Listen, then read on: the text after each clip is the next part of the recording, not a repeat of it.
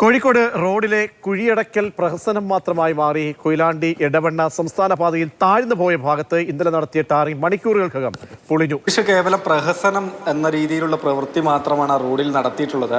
അതായത് താഴ്ന്ന ഭാഗങ്ങളിലൊക്കെ ടാർ ചെയ്യുക, പ്രശ്നങ്ങൾ പരിഹരിക്കുക എന്നതായിരുന്നു ലക്ഷ്യമായി കമ്പനി പറഞ്ഞിരുന്നത്. പക്ഷേ അത് വെറും തട്ടിക്കൂട്ട് ടാറിംഗ് മാത്രമായി മണിക്കൂറുകൾക്കകം തന്നെ പൂർവാവസ്ഥയിലേക്ക് റോഡിൻ്റെ അവസ്ഥ മാറുകയും ചെയ്തിട്ടുണ്ട്. ഈ റോഡ് പ്രത്യേകിച്ച് കോഴിക്കോട് മലപ്പുറം ജില്ലകളെ ബന്ധിപ്പിക്കുന്നതാണ്.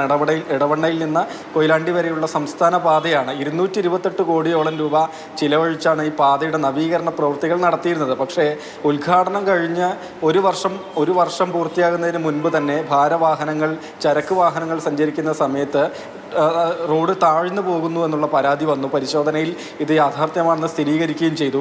പിന്നീട് അപകടങ്ങളുടെ ഒരു പരമ്പര തന്നെയാണ് റോഡിൽ അരങ്ങേറിയിരുന്നത്. പ്രത്യേകിച്ച് ഇരുചക്ര വാഹനങ്ങളാണ് തുടർച്ചയായി ഇവിടെ അപകടത്തിൽപ്പെട്ടിരുന്നതും.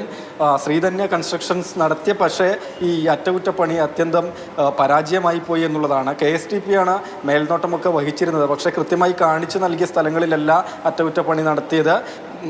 നിർദ്ദേശിച്ചതിൻ്റെ അടിസ്ഥാനത്തിലുള്ള അറ്റകുറ്റപ്പണികൾ ഈ കൺസ്ട്രക്ഷൻസ് കമ്പനി നടത്തിയിട്ടില്ല എന്ന് KSTP പരാതിപ്പെടുകയും ചെയ്യുന്നുണ്ട്. ഏതായാലും യാത്രക്കാരെ സംബന്ധിച്ച്, പൊതുജനങ്ങളെ സംബന്ധിച്ച് വലിയ ബുദ്ധിമുട്ട് തന്നെയാണ് ഈ പാതയിലൂടെയുള്ള സഞ്ചാരം എന്ന കാര്യത്തിൽ യാതൊരു സംശയവുമില്ല.